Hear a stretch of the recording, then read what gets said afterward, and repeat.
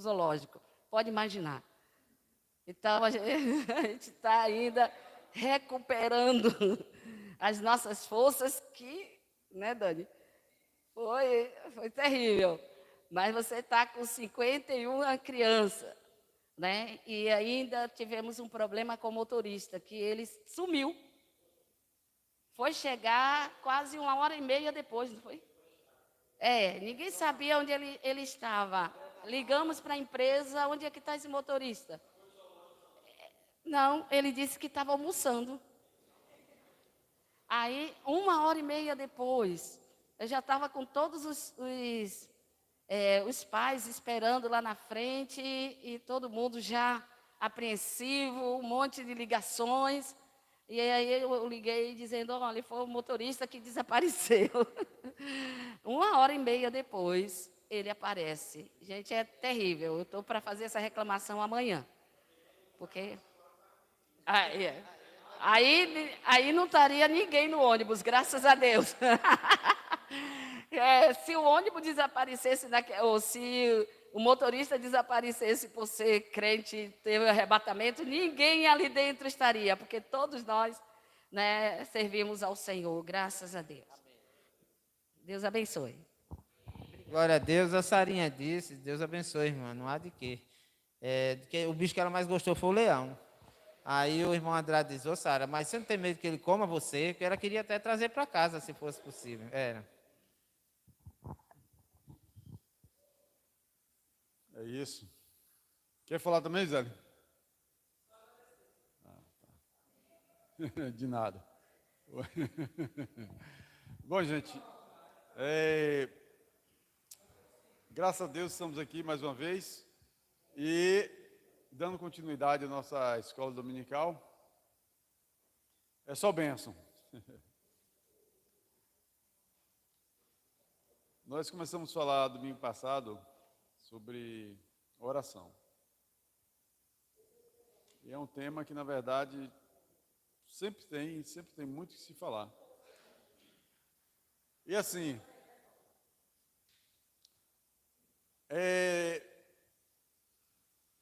houve um tempo, ainda tem muito por aí, que a pessoa, principalmente os jovens, os mais novos, quando falam em oração, a pessoa faz assim, coça a cabeça, né? Porque eu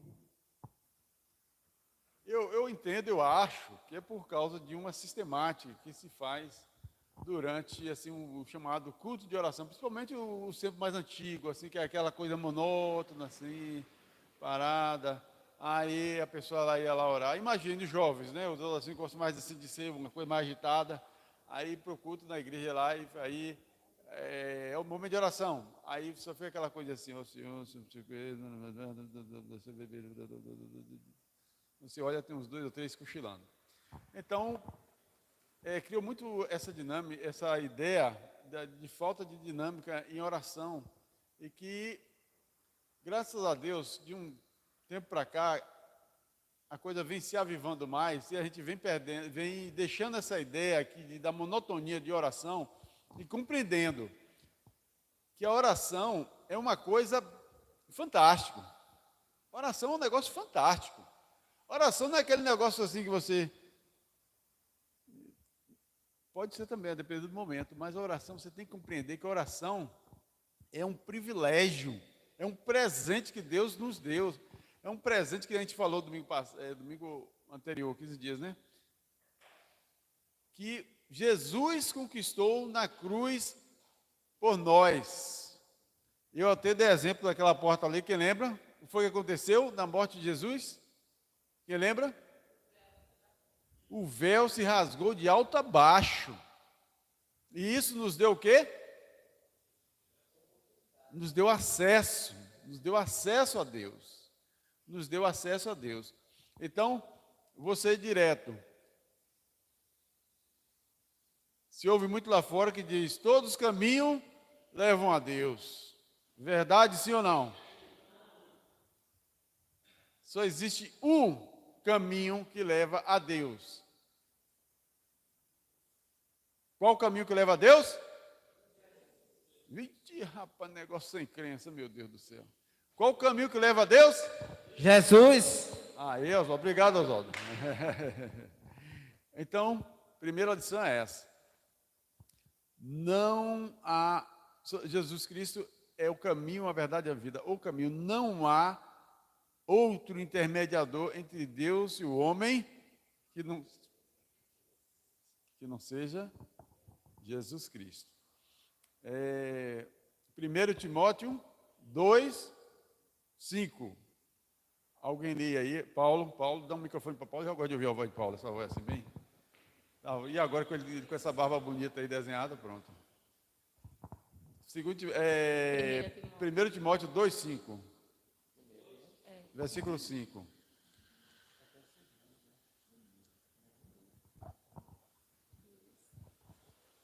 Dois, 5.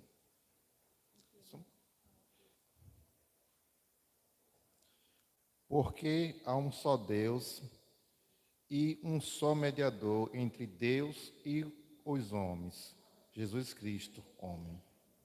Então só há um mediador entre Deus e o homem, Jesus Cristo. Jesus Cristo, não há outro. Não há outro. Essa história de todo caminho leva a Deus, crente, o caminho que leva a Deus é Jesus Cristo. Então, a oração, nós temos esse privilégio de, através da oração, termos o acesso a Deus. E Jesus, ele quando estava para ir, se eu não me engano, João 14, 15, ele disse, eu vou, estou aqui com vocês, está muito bom, mas eu tenho que cumprir minha missão, está ótimo isso aqui, mas eu tenho que cumprir minha missão. Mas eu não vou deixar vocês sozinhos, órfãos. Eu vou mandar o quem?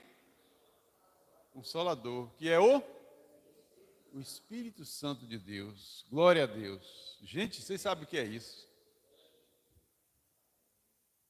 Vocês sabem o que é isso? Não foi nenhum pastor que disse, nem alguém que disse, foi Jesus Cristo. Ele disse, eu não vou deixar vocês sozinhos não, calma, vocês não vão ficar sozinhos não, porque já pensou? Naquele clima, Jesus fosse deixasse os discípulos sozinhos, ele, rapaz, vai ser todo, e agora, o que vai ser de nós? Então, ele deixou o Espírito Santo, que é o nosso Consolador, e é o nosso amigo Espírito Santo, é o nosso companheiro Espírito Santo. Então, ele intercede a Deus por nós, a Bíblia diz, com gemidos que nós não entendemos. Então, isso é a oração. Então, quando você pensar em oração, você pense, você não está só. O Espírito Santo de Deus está com você, você está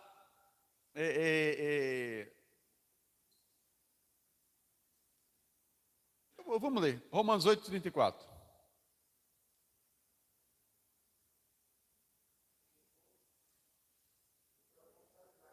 Não, Romanos 8, 26, primeiro. 8, 26. 8, 26. Amém.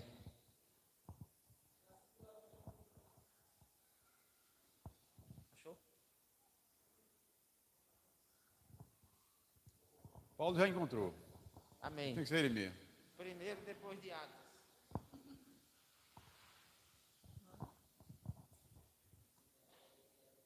E da mesma maneira também o Espírito ajuda as nossas fraquezas, porque não sabemos o que havemos de pedir como convém, mas o mesmo Espírito intercede por nós com gemidos inexprimíveis.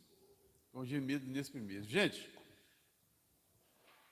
nós cantamos aqui, e realmente santo, santo, santo, santo. Deus é santo, Deus é puro, Deus é santo. Imagine nós, com toda a nossa impureza, com o nosso linguajar, não é possível, não dá para, vamos dizer assim, algumas coisas que a gente fala.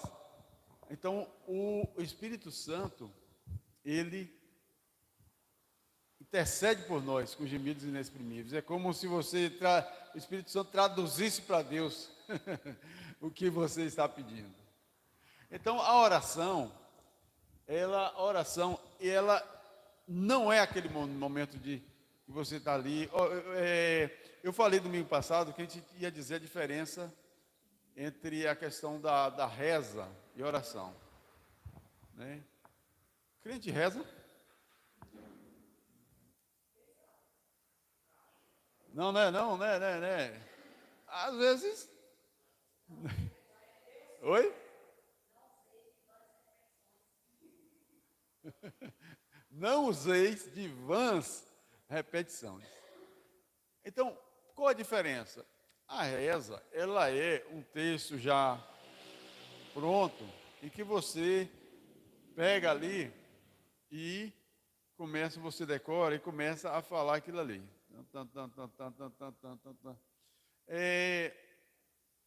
Eu sempre gosto de advogar para o lado, não é advogar para o lado oposto, mas entender, advogar para entender.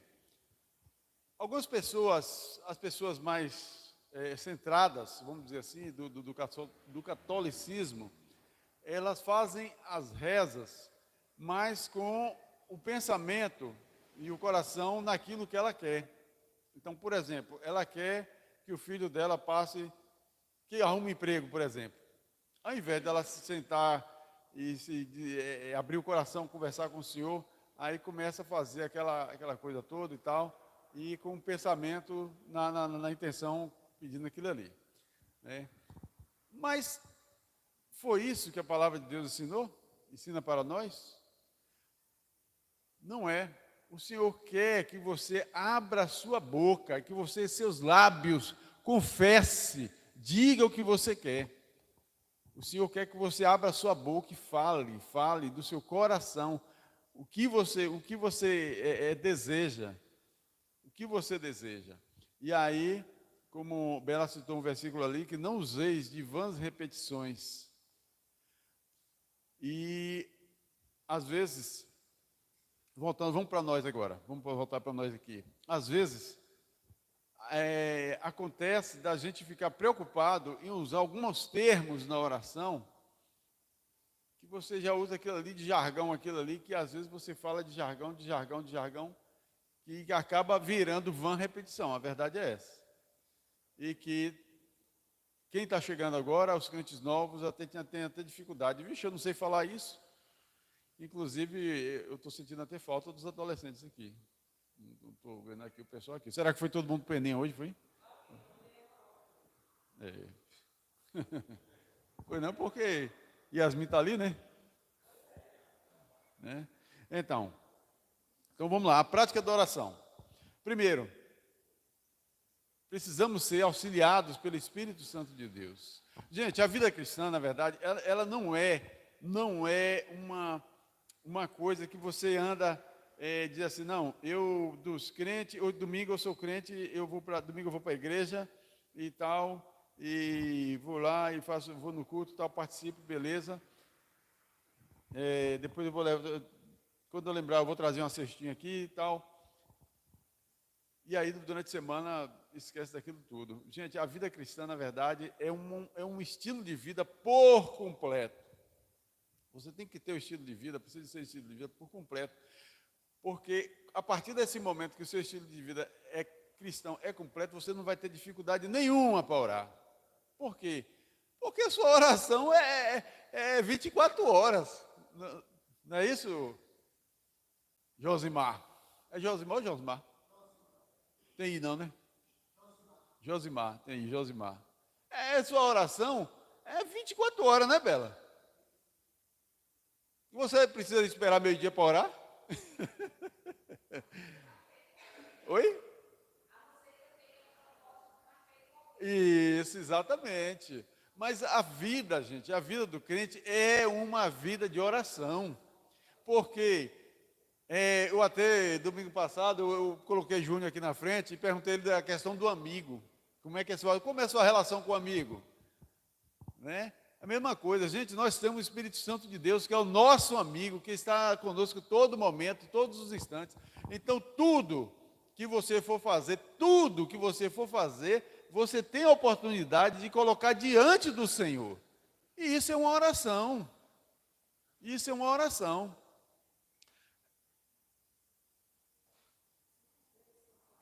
Então, primeira coisa, auxiliado pelo Espírito Santo. Segundo, reconhecer a soberania de Deus.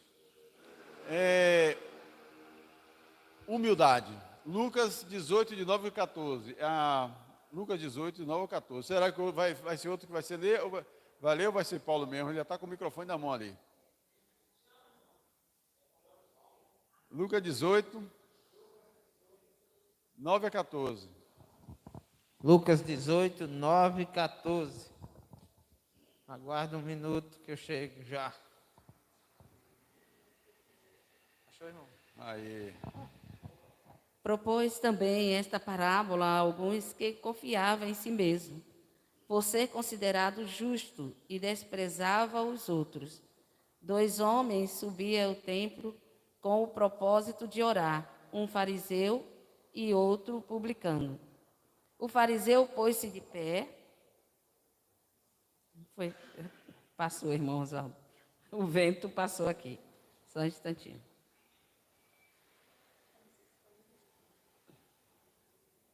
O fariseu pôs-se em pé, orava de si para si mesmo, desta forma: ó Deus, graças te dou porque não sou como os demais homens, roubadores, injustos e adúlteros, nem ainda como este publicano. Jejum 2 vezes por semana e dou o dízimo de tudo quanto ganho. O publicano estava em pé, longe, não ousava nem ainda levantar os olhos aos céus, mas batia no peito, dizendo: ó Deus, sê propício a mim, pecador. Digo-vos que este desceu justificado para a sua casa, e não aquele, porque todo o que se exalta será humilhado, mas o que se humilha será exaltado. Amém. Antes de fazer comentário aí, Bela, você lembrei de um negócio aí, que quando era menino, aí que a gente, hoje a gente quase não vê isso, né? Mas quando o menino ficava para perturbar outro, fazia careta, né? Aí, às vezes um adulto, faz careta, passar um vento. Você vai. Aí você falou, e passou o vento, eu digo, epa. Então, o publicano e o fariseu. O publicano, ou melhor, o fariseu, ele fazia aquela oração belíssima, né? Aquela oração muito, uma oração linda demais, né? É uma oração assim que, rapaz, eu só lembro uma vez que eu estava na igreja e que teve um irmão lá que orou e tal, o outro que estava do lado de mim assim, eita, essa oração aí abalou o portão do céu. Oxe, eu digo, pô, esse portão fraco aí assim. Então, mas é isso. Gente, não é por muito falar, eu estou falando aqui entre aspas, porque essa é a palavra de Jesus, não é por muito falar que vocês serão ouvidos. Não é por falar bonito na oração que você vai ser ouvido. Não é. Vejam com aquele fariseu, né? Oh, eu dou dízimo de todas as coisas, eu não sou como esse pecador. O publicano, abri aqui parênteses, o publicano, ele era cobrador de impostos. Então pense no camarada que era mal visto. Ninguém gostava desse. Quem é que gosta de cobrador? Né? E o cobrador, vocês vejam que desde aquela época já havia corrupção, o cobrador de impostos corrompia também as coisas, e então ele era visto como ladrão, na verdade. Né? Então o fariseu, não sou como esse publicano, e tal, né? E com aquela oração linda, né? Linda aquela oração.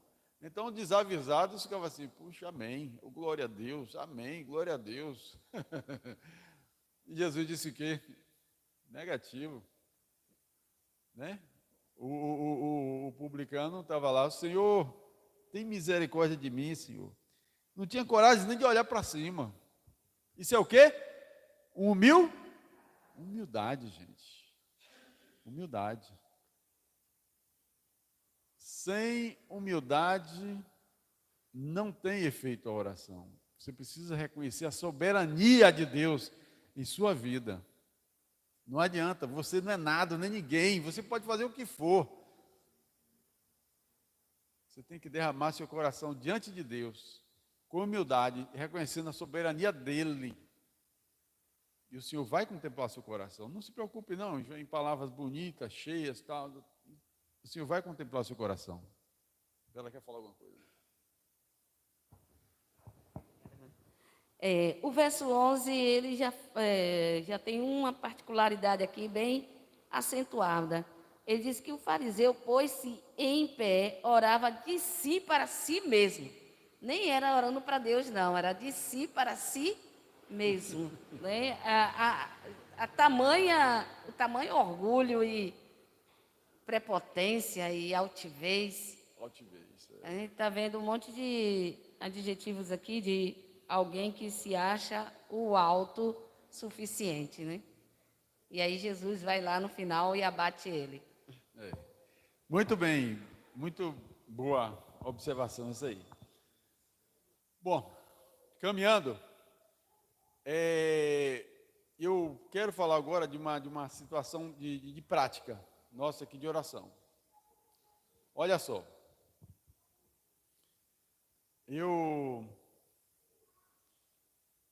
a Jocélia disse que eu sou assim como eu sou por causa dela, que eu aprendi com ela, né? Que eu era muito tímido, não falava direito, não escrevia direito, não fazia nada direito. Ela diz isso, né?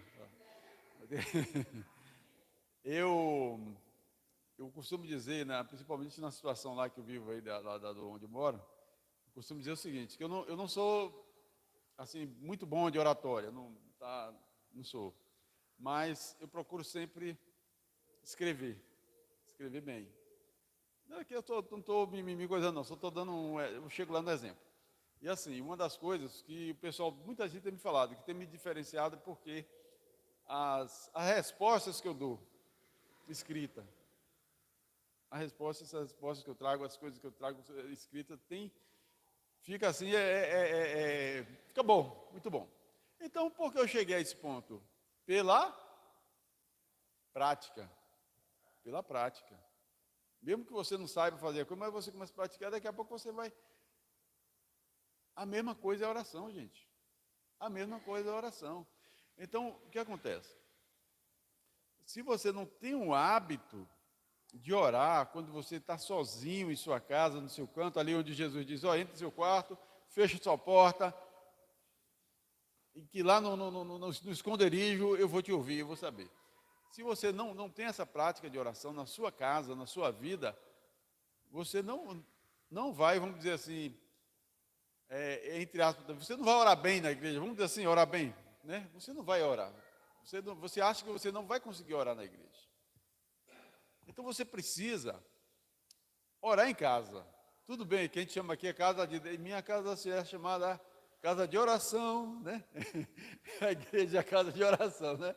Mas o seu lugar de orar é em casa. A gente ora na igreja, ora, porque a gente ora como igreja. A gente ora como corpo. Igreja, como igreja, unidos em oração. Onde tiver 2 ou 3 reunidos em meu nome. Mas o lugar de você orar mesmo de verdade, se jogar no chão, no joelho, é em casa. Você tem que orar. Você precisa orar. Você precisa orar. Aí é onde eu volto para o que eu estava falando aqui. Se você tiver a prática de oração na sua casa, você não vai ter dificuldade nenhuma de orar nem na igreja, nem na escola, nem numa visita de que você for fazer a alguém. Você não vai ter essa dificuldade. Então, o princípio da coisa não é você aprender a orar na igreja. Não, eu vou na igreja porque lá eu vou aprender a orar. Tudo bem, a teoria você aprende. Mas a prática você tem que orar na sua casa, no seu particular. Você tem que orar. Então, eu quero falar aqui, eu acho que essa é a oportunidade, de uma situação e que eu percebo que nós, particularmente, precisamos observar mais. É a questão da objetividade na oração. Objetividade na oração. Certo? O que acontece? Ah, se não for assim, Deus não ouve. Não, isso aí eu não posso julgar se ouve ou se não ouve. Mas eu quero dizer o seguinte. Voltando lá para o início que eu falei, da dinâmica da oração. A dinâmica da oração. Gente, você vai orar. Você vai orar. Eu gosto muito, Oswaldo, de lembrar dos cultos de quarta-feira, assim, que a gente sempre tem um assunto para orar. Aí, entendam que eu não estou fazendo, vamos dizer assim, uma crítica. Eu estou mostrando uma situação em que a gente pode melhorar. Então, a gente vai orar pelo quê? Aí, Oswaldo vai e pede para você orar pelo irmão Joel, que está lá, está lá em Recife, pela sua saúde e tal. Aí você vai, levanta para o irmão Joel, aí você começa a orar, aí você vai, aí você lembra de um primo, você lembra do tio, você lembra do vizinho, você lembra de tal, e você lembra da humanidade, você lembra de como é o nome? Joe Biden, né? Joe Biden? Biden, né? De Biden, né? Você lembra de Biden, você lembra de tal. A gente precisa melhorar isso aí. Aí o que acontece? Por todas essas coisas que você orou, precisa de oração? Precisa. Ora em casa por isso. Ora em casa. Ora em casa. Ora em casa. Ah, mas em casa não dá não, porque em casa, na hora de vou dormir, Senhor, obrigado pelo dia de hoje, perdoa meus pecados, me abençoe nessa noite, em nome de Jesus, amém. Puf. Não é assim não? Graças a Deus. Então o que acontece? A gente precisa ser mais objetivos em nossas orações. Por quê? Para não se tornar, vamos dizer aqui, agora falando, humanamente falando, aquela coisa pesada, chata, enfadonha. A verdade é essa. Precisamos ser mais objetivos. E aquelas coisinhas que você vai lembrando ali na oração e tal. Você diz, rapaz, mas é que tem uma vizinha, a semana passada que fui passando, ela disse, ora por mim, aí eu vou orar agora. Ora em casa. E vamos ser objetivos nas coisas. Porque quando você é objetivo nas coisas, você consegue focar melhor na sua oração. Você consegue focar, você consegue desenvolver mais, você consegue com que a comunidade se prenda. Entendeu? Será que eu estou sendo claro aí? Diga, Paulo. Assim, isso é muito bom. A igreja está orando junto, o propósito da igreja também, isso também estamos em comunhão. Mas eu acredito também na questão do propósito, né? Nosso propósito já começa em casa, em oração, né? Nós tivemos aqui uma campanha, todo mundo com um propósito, mas na verdade, às vezes a gente só se lembra, irmão, nesses momentos, né? E nosso propósito já tem que começar em casa com orações, né? Senhor, o que eu desejo, né?